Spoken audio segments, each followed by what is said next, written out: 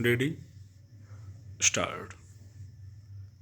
वन्यजीव संरक्षण के लिए बनाए गए पार्कों, अरण्यों आदि को सैर सपाटे की जगह बना देने का ही नतीजा है कि लुप्तप्राय जीवों की प्रजातियों को बचाने में कामयाबी नहीं मिल पा रही।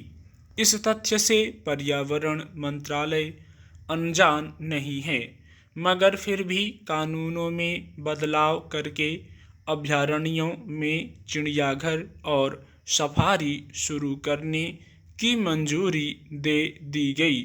पिछले साल जून में पुराने कानून में बदलाव करते हुए पर्यावरण मंत्रालय ने बाघ अभयारण्यों और दूसरे वन्यजीव संरक्षण के लिए बने अरण्यों और पार्कों के फैलाव वाले इलाकों में चिड़ियाघर और सैर सपाटे के लिए खोलने की मंजूरी दे दी। इस पर सर्वोच्च न्यायालय ने विशेष अधिकार प्राप्त समिति का गठन किया था। उस समिति ने सिफारिश की है कि अभयारण्यों और वन्यजीव संरक्षण पार्कों के फैलाव वाले इलाकों में ऐसी गतिविधियों की मंजूरी तुरंत वापस ली जानी चाहिए। इन फैलाव वाले इलाकों में केवल घायल या बीमार वन्यजीवों के उपचार आदि के लिए गतिविधियां शुरू की जा सकती हैं। खासकर बाघों के संरक्षण को लेकर इसमें अधिक चिंता जताई गई है, क्योंकि उनके संरक्षण को लेकर अब तक किए गए प्रयास विफल ही साबित हुए हैं।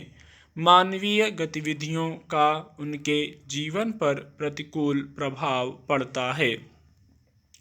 यह छिपा नहीं है कि तमाम अभयारण्यों के भीतर और उनके फैलाव वाले इलाकों में सैर सपाटे को बढ़ावा देने के मकसद से चोरी छिपे अनेक प्रकार की व्यावसायिक गतिविधियां चलाई जाती हैं। बहुत सारे अभयारण्यों में मोटेल, विश्राम गृह, रेस्तरां और जलसे आदि के लिए जगहें बना दी गई हैं, जिनमें पूरे साल कुछ न कुछ गतिविधियां चलती रहती हैं। इन अभयारण्यों की तरफ सैलानियों को आकर्षित करने के लिए विज्ञापन तक दिए जाते हैं। कई जगह सफारी शुरू की गई है, यानी गाड़ियों में बिठाकर सैलानियों को उन वनों में विहार कराया जाता है।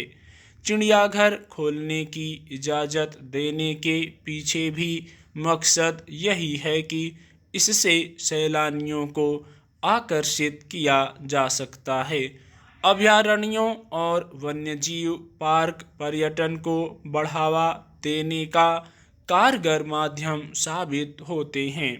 इसलिए सरकारें राजस्व के लोभ में ऐसी जगहों पर पर्यटन संबंधी गतिविधियों को बढ़ावा देती हैं, मगर इन गतिविधियों के चलते वन्यजीवों के स्वाभाविक जीवन पर बहुत बुरा असर पड़ता है। इससे उनकी प्रजनन क्षमता घटती और कई बीमारियां घेर लेती हैं। वन्यजीव अंगों की तस्करी करने वालों की भी इस तरह अभयारण्यों में घुसपैठ आसान हो जाती है।